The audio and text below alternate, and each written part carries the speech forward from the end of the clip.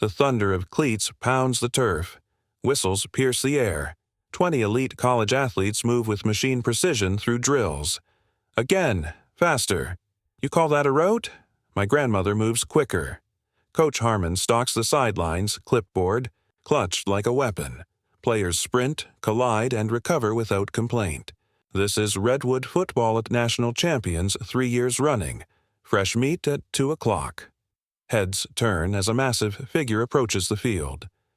Marcus Johnson walks with deliberate steps, his 6'4", 300-pound frame drawing. Immediate attention. His jersey stretches across broad shoulders, practice gear new and unmarked. Holy shit, did they recruit a sumo wrestler? That's our new offensive lineman? No way that tub of lard makes it through warm-ups. Tyler Reed, team captain and star quarterback, smirks from the center of his entourage. His perfectly sculpted physique glistens with calculated exertion. Hey, Big Mac, you sure you're on the right field? Buffett's that way. Laughter ripples across the squad. Marcus keeps walking, eyes forward, jaw set. He drops his bag at the sideline and begins stretching methodically. Johnson, get over here. Coach Harmon waves him into the drill rotation. Tyler's smirk widens as Marcus jogs toward the scrimmage line. The veterans exchange knowing glances. Let's see what you've got, freshman. Reed, run the counter sweep. Johnson, you're blocking. Marcus drops into position. His stance betrays years of training, perfect balance, coiled power. Tyler doesn't notice as he calls the cadence. Hut! Hut! The ball snaps. Marcus explodes forward. Tyler's eyes widen a fraction too late as 300 pounds of precision momentum barrels toward the defensive line. Lucky block. Probably just fell forward. Tyler slams his locker shut. Marcus sits quietly 3 rows away, methodically taping. His wrists. Hey, Jumbo, hope you brought an oxygen tank. We run real practices here. Marcus continues his preparation, each movement economical and focused. His eyes never leave his task. What's wrong, big guy? Too out of breath to talk? Leave him alone, Tyler, says Damon, the team's soft-spoken wide receiver. Since when do you defend charity cases? Coach only brought him in to meet the diversity quota. What's diverse about being fat? The locker room fills with uncomfortable chuckles. Marcus finishes his taping, rises slowly, and walks toward the field without a word. Something in his calm unnerves Tyler. Don't worry, boys. We'll see what he's made of during Oklahoma drills. Practice resumes under the midday sun. Players line up for one-on-one collision drills, the ultimate test of strength and will. 2 players, face-to-face, with nowhere to hide. Johnson. Reed, you're up. The team forms a human corridor. Marcus adjusts his helmet, stepping into position. Tyler rolls his shoulders, confidence radiating from every pore. Try not to have a heart attack, Jumbo. Coach blows his whistle. Tyler charges. Like a predator. Marcus plants his feet, center of gravity impossibly low for his size. The collision echoes across the field. Tyler bounces off like he hit a concrete wall. He stumbles backward, shock registering before anger floods his face. He charges again. Harder. Marcus absorbs the impact and drives forward, moving Tyler back 1 inch, then 2, then a foot. Again! The drill continues. Tyler's frustration grows with each failed attempt to dominate. His technique deteriorates as Marcus remains methodical, impassive, effective. What the hell is this? Tyler gasps between reps. That's enough, Coach. Harmon calls, making notes on his clipboard. Tyler stomps away, grabbing a water bottle and squeezing it too hard. Teammates avert their eyes from his rage, a few stealing glances at Marcus with new curiosity. In the team meeting room, playbooks spread across tables. Assistant coaches diagram formations on whiteboards while players take notes. Marcus sits alone in the back corner, his notebook already filled with precise annotations. This is the problem with walk-ons, Tyler whispers loud enough to be heard. No fundamentals. Coach Harmon enters, silencing the room with his presence. Tomorrow's scrimmage determines starting positions. Nothing is guaranteed. Tyler's eyes narrow as he glances back at Marcus, who continues writing, unperturbed by the stares. The depth chart isn't determined by seniority or reputation. Show me what you've got on the field. Dismissed. Players file out. Tyler lingers with his inner circle. Time to put the mountain in his place. Morning scrimmage. First team offense versus first team defense. Marcus lines up at right guard, assigned there despite Tyler's vocal objections. The ball snaps. The defensive tackle bull rushes, expecting to overpower the newcomer.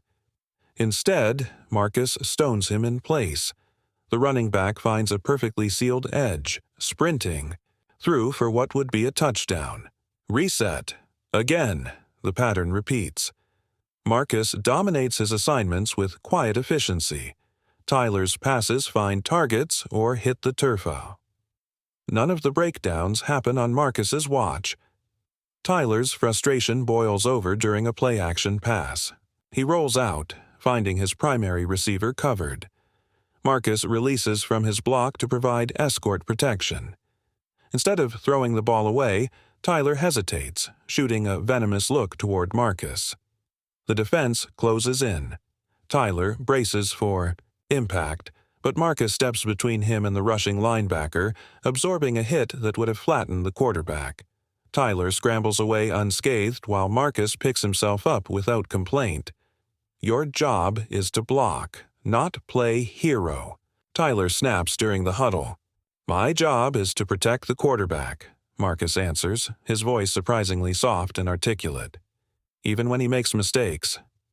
The offense falls silent. Tyler's face hardens with humiliation.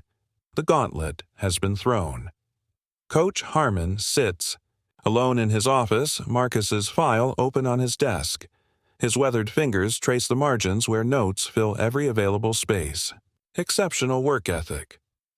4-time state powerlifting champion. Turned down D1 scholarships. Assistant Coach Reynolds Knox, entering with practice films. Tell me what you see in Johnson. He's different. Most guys his size can't move. Like that. His technique is flawless. And Reed, talented but entitled. The team follows his lead. Good and bad. Coach Harmon nods, closing the file. Johnson walked on for a reason. No fanfare, no demands. The other players are starting to notice. Reed's noticed, too. That's what worries me. Reynolds glances at Marcus's file. Is this right? He trained with Coach Wilson at Highland Tech? 3 summers. Wilson said he's the strongest player he's ever worked with. Not pound for pound. Strongest, period. In the campus cafeteria, Marcus sits alone, methodically consuming a precisely portioned meal. Tyler and his entourage enter, voices carrying across the room. Yo, Big Mac. Surprised, they don't charge you double. Marcus continues eating, neither accelerating nor slowing his pace. What's in the shaker? Milkshake? Tyler snatches Marcus's protein shaker, sniffing dramatically before his face contorts in disgust. Christ, that's nasty. Is this why you're so fat? It's protein isolate, BCAAs, creatine, and electrolytes, specifically formulated for recovery and muscle synthesis. The precise scientific answer momentarily stuns Tyler. Something in Marcus's tone makes him pause before the mask of contempt returns. We'll see about that tomorrow. Coach is running full contact scrimmage. Hope your health insurance is paid up. The practice field hums with tension. Players warm up with unusual intensity. Coach Harmon gathers everyone at midfield. Today's scrimmage counts. Show me who wants to start next week. The first-string offense lines up. Marcus, surprisingly, has been elevated to first-string right. Guard. Tyler's jaw tightens at the announcement. Don't worry, he mutters. We'll run everything away from the fat boy. He'll be gassed in 10 minutes. The first plays avoid Marcus's side. Tyler pointedly ignores his side of the field. Reed, run the plays as called. Coach barks from the sideline. The next call is a power. Righter, la, directly behind Marcus. The ball snaps. Marcus drives forward with controlled violence, creating not just a hole, but a canyon in the defensive line. The running back hesitates, momentarily stunned by the space before accelerating through for a 40-yard gain. Every run behind Marcus breaks for substantial yardage. The defensive coordinator screams at his linemen, who look increasingly demoralized. "Double team him. I don't care if you leave somebody uncovered." Even against two defenders, Marcus creates movement. His technique is flawless. Leverage, hand placement, driving legs that never stop churning. Tyler seethes. During a water break, he huddles with his tight end and running back. New plan. Johnson thinks he's hot shit? Let's see how he handles a little miscommunication. When play resumes, Tyler calls an audible at the line. Red, 42. Red, 42. Shift. It's a protection call that Marcus hasn't learned, deliberately excluded from the quarterback's private sessions. When the ball snaps, the entire line shifts protection left, leaving Marcus isolated against two rushers with no help. Instead of a sack, Marcus adjusts instantly, splitting the defenders with textbook technique, stonewalling both long enough for Tyler to complete his pass. Tyler's face darkens. The next play, he calls another unfamiliar protection, with the same result. Marcus compensates flawlessly. "Enough games, Reed," Coach Harmon shouts. "Run the offense." Tyler's frustration boils over. On the next play, he deliberately throws into triple coverage. It's intercepted, the defensive back racing toward the end zone. Marcus, despite his size, changes direction with surprising agility. He takes a perfect angle, catching the defender at the 20-yard line, and perfectly strips the ball in the same motion. The entire field falls silent. Players from both units stare in disbelief. A 300-pound lineman shouldn't move like that. Tyler stands motionless, his worldview crumbling around him. Coach Harmon blows his whistle. Take 5. Johnson. A word. They walk to the sideline together. "You've been holding back." Marcus shrugs. "I'm just doing my job, Coach. Your file says you ran a 4.840. That open field pursuit was faster. I've improved since then." "Why here, Marcus? Why walk onto a program where you knew you'd face this reception?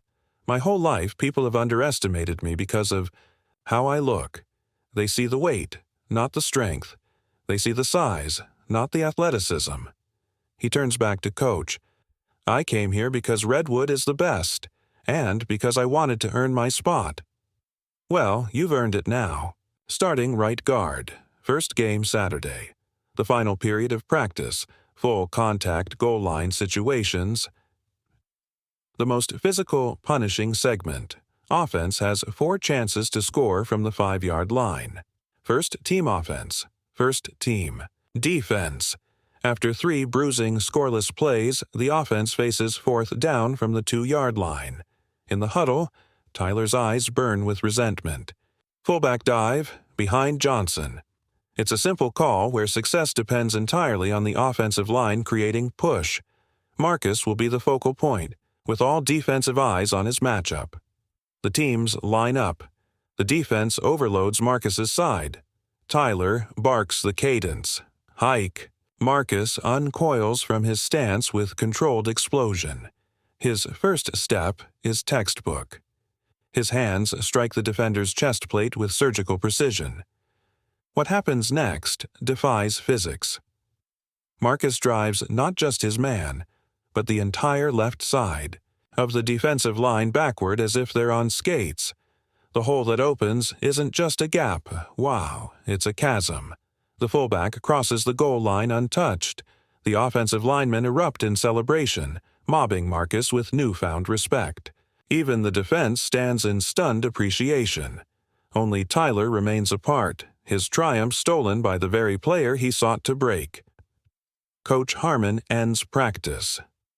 Hit the showers. Marcus, Tyler, Tulukri, my office, now. The locker room buzzes as Coach Harmon closes his office door. Marcus and Tyler sit stiffly in adjacent chairs. I don't know what's going on between you two, and frankly, I don't care. What I care about is winning. Tyler opens his mouth to speak. Coach raises a hand, silencing him. Reed, you're talented. One of the most gifted quarterbacks I've ever coached. But talent without character is worthless. He turns to Marcus. Johnson has shown more character in 2 weeks than most players show in 4 years. Coach, you can't possibly. Starting next week, Johnson is offensive captain alongside. You, Reed. Tyler's face drains of color. That's not as he just got here. Leadership isn't about seniority. It's about earning respect. He dismisses them with a nod. Tyler storms out, leaving Marcus alone with Coach. He won't accept this easily. No, Coach sighs. But he needs this lesson more than you need the title. The locker room falls silent as Marcus enters. Players watch with new eyes as he moves to his locker. Some nod in acknowledgement. Others smile tentatively. Damon approaches, extending his hand. Congratulations, Captain. More players follow suit. Each handshake chips away at weeks of isolation. Each nod affirms what Marcus has known all along. Respect is earned through actions, not words. Tyler watches from the shadows, his certainties crumbling around him. Game day. The stadium thrums with anticipation. In the tunnel, players bounce on their toes, slapping helmets and shoulder pads. Marcus stands quietly at the front alongside Tyler, their matching captain's patches a visual reminder of their shared responsibility. Coach. Harmon gathers the team for final words. Gentlemen, the men across that field want what's ours. Are we going to let them take it? No, Coach. Then let's go prove it. The team erupts toward the field, Marcus and Tyler leading the charge.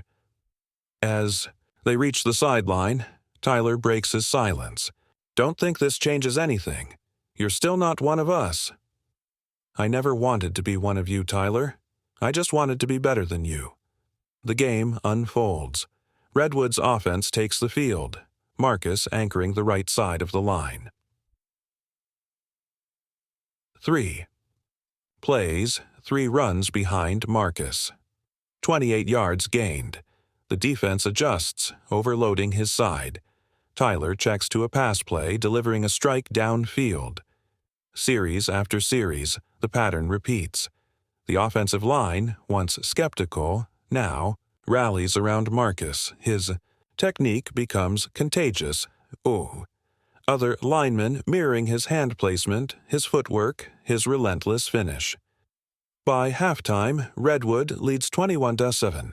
Marcus has been virtually flawless, allowing no pressures, creating consistent movement in the run game. In the locker room, Coach Harmon makes adjustments.